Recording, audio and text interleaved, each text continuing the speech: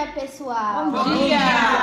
Viemos ao nosso primeiro episódio do podcast Psico ao seu alcance, falar sobre o transtorno disruptivos do controle de impulso e da conduta, mais direcionado aos pais sobre esse assunto.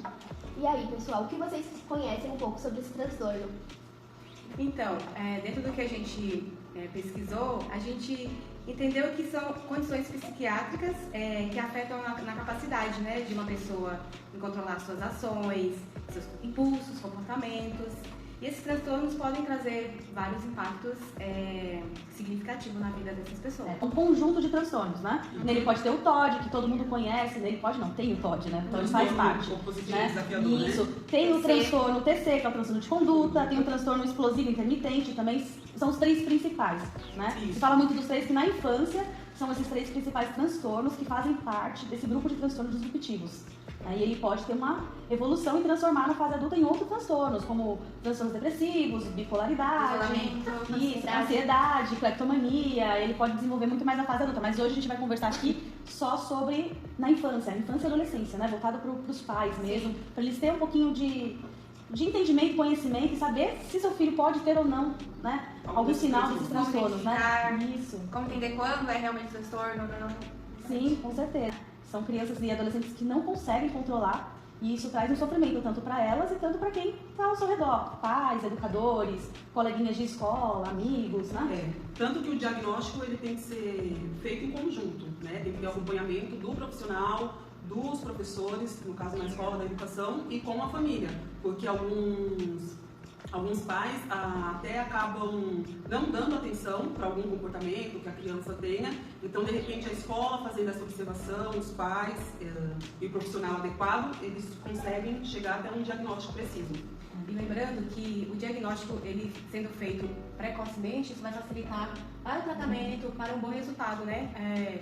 Visto que o diagnóstico pode ser feito antes dos 18 anos, né? Ou seja, na adolescência, quer dizer, na infância até a adolescência. Para não levar isso para a vida adulta, né? Exatamente, porque depois que chega na vida adulta, já se transformam esses transtornos, já desencadeiam outros tipos de transtornos até mais graves, né? Sim, com certeza. Como você já citou, né, Ana? Que vem a questão da bipolaridade, exatamente.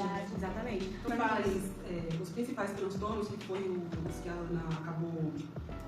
Alguns sintomas, né, que acabam ajudando aí na hora de fazer essas observações. O TOD mesmo, ele inclui alguns sintomas de raiva, desafio com os adultos, autoridades, irritabilidade persistente, né? O TC já acaba indo para o lado da crueldade com os animais, bullying, mentiras frequentes.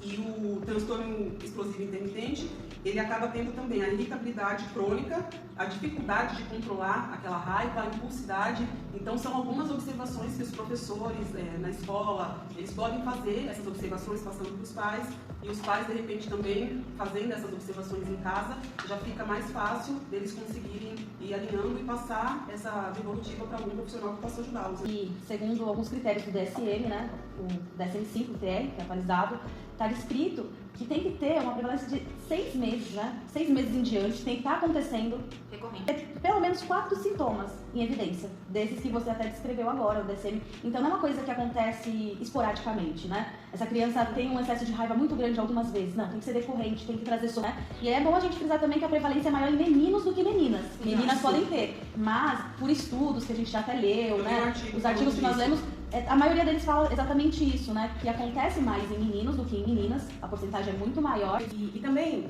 é preciso observar porque as crianças, elas têm a idade, né, inicial de 3, 4 anos, essa fase de autonomia que elas estão se descobrindo. Elas já têm aqueles comportamentos já, né, é normal, até exatamente. É normal ser desafiador, é normal. Exatamente. Ser explosivo muitas vezes porque não sabe lidar com suas emoções, não sabe, ainda está aprendendo como se comportar, é normal. É aí que a gente tem que enfatizar, porque tem que trazer prejuízo e sofrimento. Por isso é importante um acompanhamento, né, de um profissional adequado que consiga verificar até onde é normal. Mas a gente aqui é legal que está falando para pais, para dar um alerta, né? Isso, será? Porque às vezes passa desapercebido, tem um desses transtornos, mas passa desapercebido por não Muitos acham observar, que é falar assim, normal, é né? normal, faz parte da idade, mas até que ponto faz parte da idade, né? Exato. É isso, fica aqui a reflexão pra gente, até que ponto. O quanto é frequente. Quando comentário, né, que ela tem um aluno que falou, Sim. ai, meu amiguinho tem TOD. Sim, a minha própria aluna de 6 anos comentou, tem um coleguinha que ele tem TOD. E ela falou que é muito negligenciado, as questões tipo, o pessoal, tipo, ele tem TOD, então deixa ele fazer tal coisa. Ele já chegou a agredir outros colegas, agrediu essa minha aluna, inclusive, e não fizeram nada, porque eles aquela desculpa que tem TOD, então não vamos Começa a interferir. nomear a pessoa pelo diagnóstico. Sim, desenvolvimento, porque eles estão nessa fase de questionar. O porquê disso? Por que eu tenho que fazer aquilo? Porque uma criança, ela geralmente tá o quê? Sempre sendo controlada. Os pais que decidem de comer, o que ele faz, quando que ele faz, então ele vai questionar o que eu não posso fazer quando eu quero. Então é comum eles terem esses questionamentos, de, tipo, mas eu quero fazer isso agora. E o pai vai falar, tipo, não pode só parar naquele que você não pode, por que não? Às vezes traz um motivo, pede por isso. É importante também que no ambiente escolar é importante implementar estratégias, assim como a prevenção também para a criança, né? Assim, juntamente com os pais. Porque a gente percebe que a dificuldade da criança escolar pode estar vindo também através de outros transtornos, como déficit de atenção, onde entra também a hiperatividade.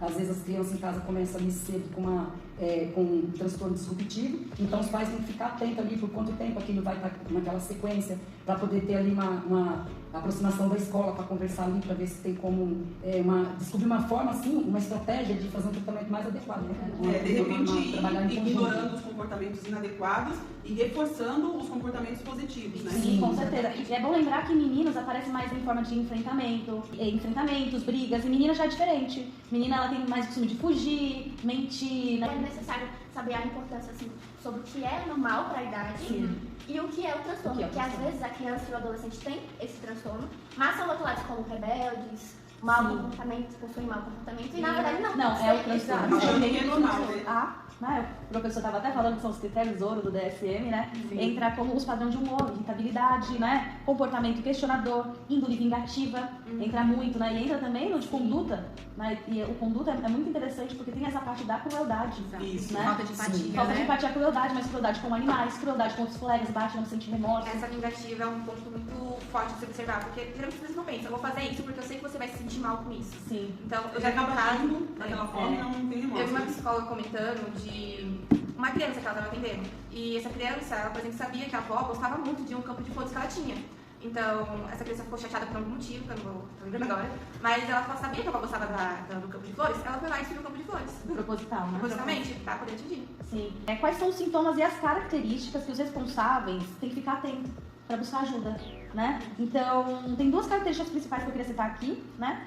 Que são as emoções alteradas, que a gente falou bastante aqui, é legal enfatizar, e a violação do direito dos outros, trazendo prejuízo para os outros e para si próprios. São características, assim, bem importantes, né, dos pais ficarem atentos, alertas, e a durabilidade. Quanto tempo está isso? A frequência? Quantos meses ele está reagindo dessa forma? Está trazendo prejuízo? É sempre assim que ele reage, em todas as Isso. situações. Vamos para o nosso quadro? Mitos ou Verdade! Vamos lá. Então, bora começar. são apenas comportamentos rebeldes, normais da infância? É mito ou verdade? Faz Mito. parte? Mito. Alguém quer falar a respeito? Que seja só por conta... Muitos acham que é normal, é por conta da idade. A criança ser desafiadora Ou falta de daquele jeito, educação. ou falta de educação, né? E, na verdade, não é isso, né? Não, porque são condições de saúde mental, né? Reais. E vão além do comportamento típico da família, como a gente já falou. E tem a fase da criança ter realmente esse descobrimento de autonomia. E isso não pode ser confundido, né? Esse transtorno, no caso, não é apenas uma fase. Não, os disruptivos não têm impacto significativo na vida da pessoa. É mito, né, gente? Mito. Isso da conversa. Depois dessa conversa, todo mundo tem que saber isso. Pois é. Não, os transtornos disruptivos eles podem ter impacto significativo na vida de uma pessoa, incluindo dificuldades nos relacionamentos, na escola, no trabalho, na vida social, como já foi pontuado aqui. Levar pra vida adulta. Acreditam que pode ser causado por falta de educação ou falta de disciplina? Não. Mito, né, gente? Total mito. Como a gente falou aqui, pode ser multifatorial, né? Vários, biológico, pode ser na genética também. Exato. Não, psicológico, ambiental. E principalmente, eu acho que não menos importante, ambiental, né? Ambiental, né? Você pode conviver com uma pessoa que também tem esses outros transtornos, que acabou levando pra vida adulta. Tem criança que convive no meio da briga, né? Só o que houve em casa é brigas, gritos, xingos. Eu quero só pontuar uma questão aqui que eu acho que vai ser bem interessante para quem assistiu o nosso podcast. Assim, onde buscar ajuda? Porque, assim, digamos que algumas famílias passam por essa situação, mas não tem um ponto de partida. simplesmente, né, vai deixando rolar porque não tem um Orientação. apoio, não tem uma orientação. Ela pode ter um acolhimento na UBS, que é a base, né? E através da UBS, dependendo da situação, porque cada caso é um caso, vai ser tratado de acordo com a sua necessidade, ela vai ter o acompanhamento psiquiátrico, temos o CAPS, né, que oferece esse trabalho também, no Hospital Geral. E muita gente não sabe por onde começar, né, pedir ajuda. E isso é bem importante. É importante, né? Nem todo mundo tem a oportunidade de comprar Acesso a essa acesso informação, né? a um psicólogo, a um neuro, a um psiquiatra particular, né? E Isso. procurar os órgãos públicos. Porque o acompanhamento não serve só para a criança ou adolescente, mas para orientar os pais, educadores, como agir, como reagir. O trabalho tem que ser feito em conjunto, né? Eles vão trocar informações entre esses profissionais para que tenha sucesso, né, no tratamento dessa criança. Isso, porque na UBS, já a partir daí, esse cuidado com a família, né? Porque o trabalho tem que ser em conjunto. É isso, espero que vocês tenham gostado também. Muito bom estar aqui com vocês. Beijo, Obrigada. até a próxima, gente. Tchau, Até a tchau. próxima. Tchau, tchau.